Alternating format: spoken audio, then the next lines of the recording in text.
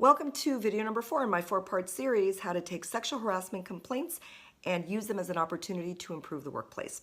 If you've been following along, you know the saga is about Demi and Ashton and the HR director who was tasked with looking into the complaints lodged by Ashton.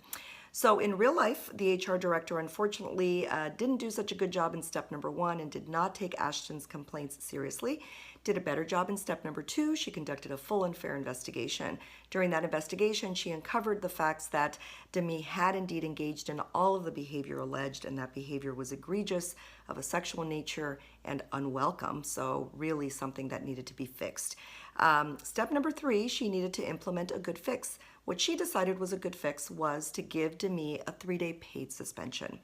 So how do we use this as a learning lesson?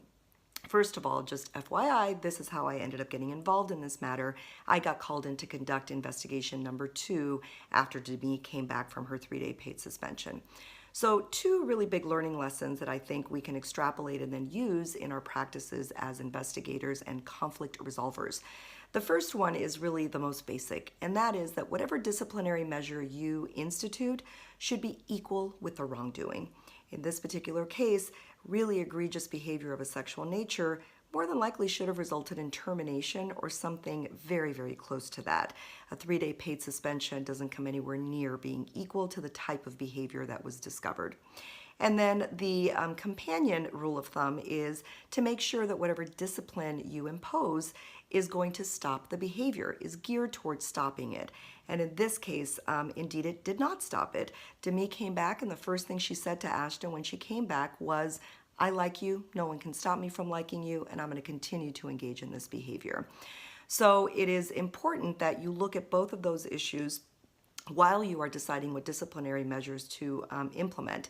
The 2 things that tend to happen when you make a mistake in this is it actually emboldens the wrongdoer. Basically, the message that you're sending that person is, look, wink and a nod, we're going to give you a disciplinary measure, but we really don't care that much about it, and you can certainly come back and do the same thing again.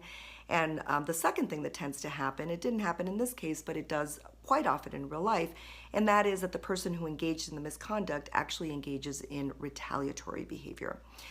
One final point, we don't see it in this particular example, but it's something that I think is vital and has gotten us to the Me Too moment that we find ourselves in.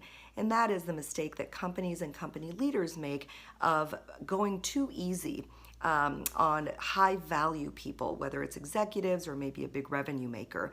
What we've seen over and over are media accounts of men who were allowed to basically get away with bad behavior, in some cases for years and decades, and it's certainly coming back to haunt people and companies now.